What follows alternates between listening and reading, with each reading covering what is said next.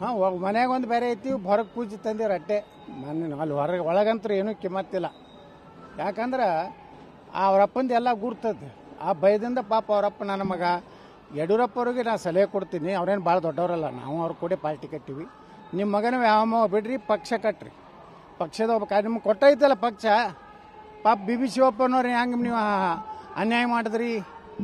ಮಲ್ಲಿಕಾರ್ಜುನ ಅಂತ ದೇವರಂತ ಮನುಷ್ಯ, ಅವ್ರಿಗೆ ನೀವು ಅನ್ಯಾಯ ಮಾಡಿದ್ರಿ. ಬಿ ಬಿ ಶಿವಪ್ಪನೇ ಪಾರ್ಟಿಗೆ ಕಾರ್ ಇರಲಿಲ್ಲ. ಅದ್ವಾನಿಯವರು ವಾಜಪೇಯಿ ಬಂದರೆ ಯಾರ್ಯಾರ ಕಾರು ಇವತ್ತು ಕರ್ನಾಟಕದಾಗ ಇದ್ದರೆ ಅದು ಬಿ ಬಿ ಶಿವಪ್ಪರು, ಒಬ್ಬ ದೊಡ್ಡ ಕಾಫಿ ಎಸ್ಟೇಟ್ ಮಾಲೀಕರು. ಅವ್ರನ್ನ ಪೂರ್ತಿ ಮಣ್ಣಾಗಿಟ್ರಿ ನೀವು ನಿಮ್ಮ ಸ್ವಾರ್ಥ ಸಲ. ಅದಕ್ಕೆ ಇದನ್ನೆಲ್ಲ ಬಿಡ್ರಿ ಯಡಿಯೂರಪ್ಪರೇ. ಆರಾಮ್ ನಿಮ್ಮ ಮೊಮ್ಮಕ್ಕಳ ಜೋಡಿ ಆಟ ಆಡ್ಕೋತ್ಕೊಂಡ್ರಿ. ಈ ದುರಾಸೆ ಬಿಡಿ. ನಿಮ್ಮ ಮಗ ಅದಕ್ಕೆ ಅರ್ಹನಿಲ್ಲ, ಯೋಗ್ಯನಿಲ್ಲ. ಯಾವಾಗ ನಿಮ್ಮ ಸಹಿಯೇ ಮಾಡಿ ನಿಮಗೆ ಗುರ್ತಿಲ್ಲಾರ್ದೇ ಅನೇಕ ಫೈಲ್ ಕ್ಲಿಯರ್ ಮಾಡಿದ್ರಿಂದ ನೀವು ಜೈಲಿಗೆ ಹೋಗಿರಿ.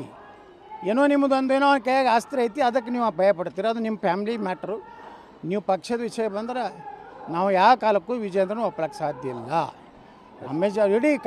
ಇಡೀ ಕರ್ನಾಟಕದಲ್ಲಿ ಯಾವ ಬಿ ಜೆ ಪಿ ನಿಷ್ಠಾವಂತ ಕಾರ್ಯಕರ್ತರು ಒಪ್ಪೋದಿಲ್ಲ.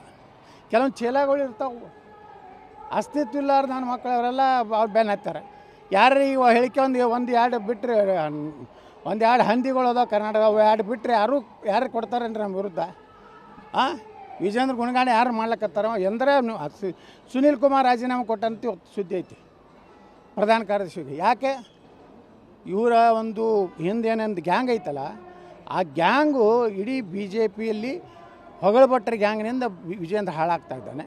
ಇದು ಅರ್ಥ ತಕ್ಷಣ ಸುನೀಲ್ ಕುಮಾರ್ ಹೆಂಗೆ ನೈತಿಕ ಹೊಣೆ ಹೊತ್ತು ರಾಜೀನಾಮೆ ಕೊಟ್ಟಂದು ರಾಜೀನಾಮೆ ಕೊಡಿ. ನಾವು ಜಾರಕಿಹೊಳಿ ನಾವು ಯಾವಾಗಲೂ ಬೆಂಬಲಕ್ಕೆ ಇರ್ತೀವಿ. ಅವ್ರ ಕಷ್ಟ ಸುಖದಾಗ ಯಾವಾಗಲೂ ಇರ್ತೀವಿ.